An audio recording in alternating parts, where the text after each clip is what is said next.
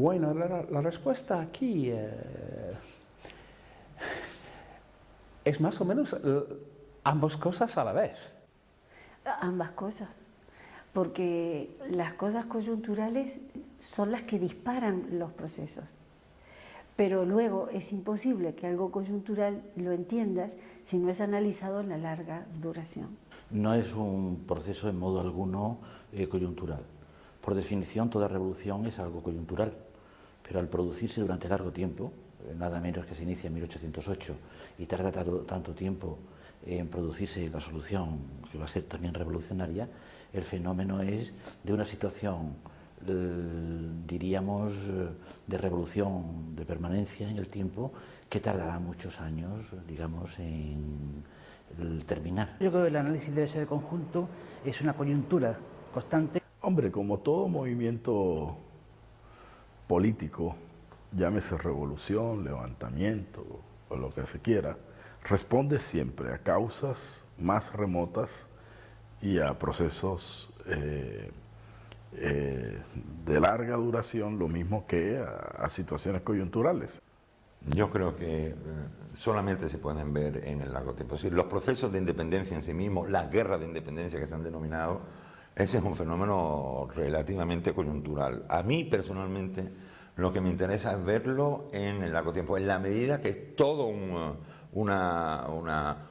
conjunto de continuidades que van a comenzar con la crisis del régimen colonial que se viene arrastrando desde la segunda mitad del siglo XVIII y que va a perdurar en la medida que las naciones se van a ir creando, inventando, dicen algunos, originando, a lo largo de por lo menos los 40, 50, 60 primeros años del siglo XIX. Entonces, claro, o lo vemos así, o nos quedamos solamente con el episodio concreto de las guerras, que no creo que tienen una trascendencia importante si la vemos en cuanto a sus consecuencias, pero yo creo que las guerras en sí mismas no nos dicen gran cosa, analizadas así como conjunto de batallas, de acciones, de ejércitos que vienen y que van, ¿no?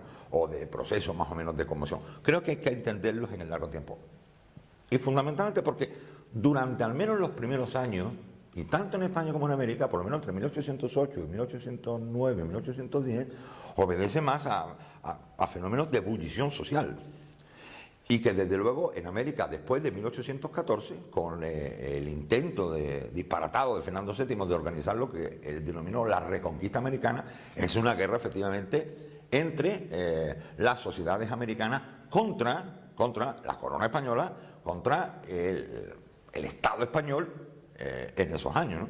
Pero fijaros que si luego lo medimos a partir de 1815, 20 y 30, ese proceso de construcción de la nación es muchísimo más complejo y obedece a las razones, a las causas, a los fenómenos que se dieron durante ese momento inicial.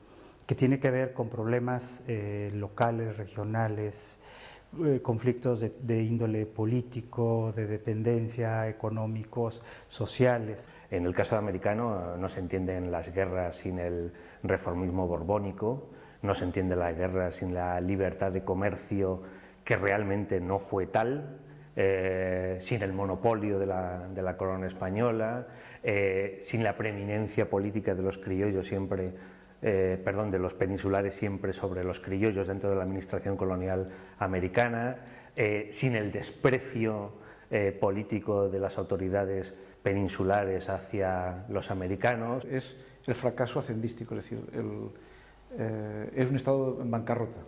Desde un punto de vista de la historia económica, por ejemplo, durante mucho tiempo se pensó que las crisis provenían solamente de los centros económicos. Ya hace 10, 20 años también se ha llegado a establecer fehacientemente de que también hay crisis que surgen desde las periferias, ¿no? En este caso, más bien una crisis política, igualmente tiene ambas situaciones, ¿no?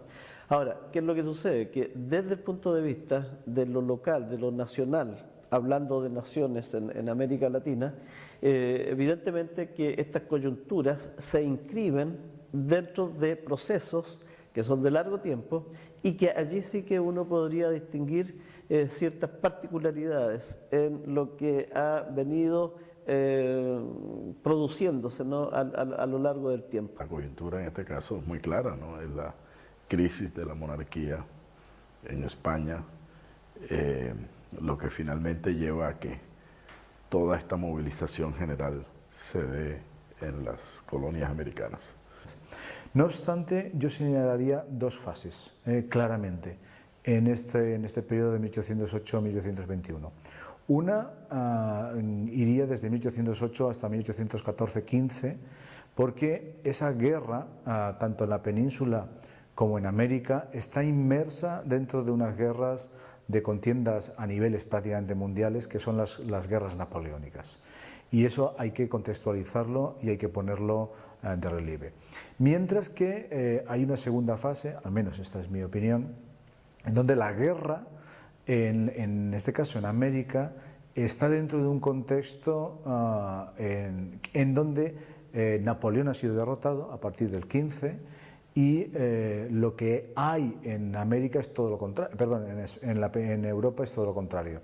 Es un reforzamiento de las monarquías absolutistas que además empiezan a coaligarse internacionalmente, si me vale la palabra. Empiezan a poner en común un ejército entre esas monarquías capaz de intentar derrotar a otros sistemas liberales y sobre todo un ejército común para evitar lo que justamente ha pasado desde 1800, y es que una sola nación haya sido capaz, en este caso el Estado francés, capaz de poner en jaque todo el sistema de monarquías absolutas e incluso todo el sistema mundial de equilibrios de poder. Sin embargo, no podemos comprender, por ejemplo, las guerras de independencia en América solo y únicamente a partir de 1808, es decir, a partir de la crisis monárquica, ¿no?, con la invasión de Napoleón, sin olvidar, por ejemplo, algunos antecedentes,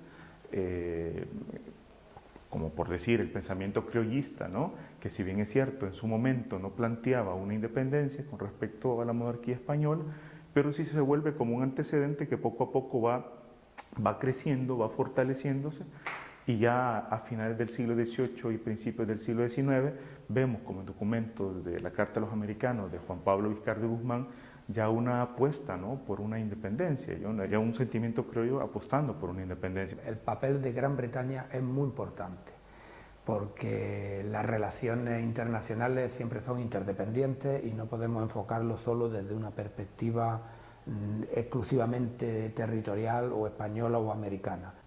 Bueno, yo creo que se enriquece mucho nuestra perspectiva si por un lado tratamos de complementar, ¿no es cierto?, perspectivas de larga duración, de mediana duración y de corta y de coyuntura, ¿no? Yo creo que, por ejemplo, el periodo cuando hablamos de 1808 a 1821, ¿por qué ese corte? ¿Por qué empezamos en 1808 y no empezamos antes? En el caso, por ejemplo, de la parte de Charcas, yo planteo que hay que empezar mucho antes para entender, porque está indudablemente articulado, por ejemplo, todo el proceso en relación a las rebeliones indígenas, ¿no? Las rebeliones indígenas fueron otra cosa, indudablemente, pero si en el mismo lugar, 30 años después, han tenido lugar las juntas, indudablemente que ha tenido un impacto, ¿no? Entonces creo que los cortes cronológicos pueden variar en función justamente también de las particularidades regionales. Entonces yo diría, hay que tener tal vez tiempos mayores, ¿no? Y en nuestro caso yo diría empezar a partir de 1750, por ejemplo, y también posteriores, ¿por qué pararnos en 1821? Creo que esto depende indudablemente de cada país, pero creo que también habría que verlos en la mayor duración, ¿no?, hasta 1850. En el caso de América es imposible plantear estos procesos a largo plazo sin empezar por lo menos con 1780 y las sublevaciones, insurrecciones indígenas. Eso da el marco que también da el significado o limita el significado de lo que pasa en 1808 y 9. Y después de 1821 la cosa está recién planteada porque muchas de las contradicciones con los indios vuelven a plantearse dentro de las repúblicas. Algunos han hablado de un colonialismo interno y por cierto en ciertos casos, en casos de ciertos países es así.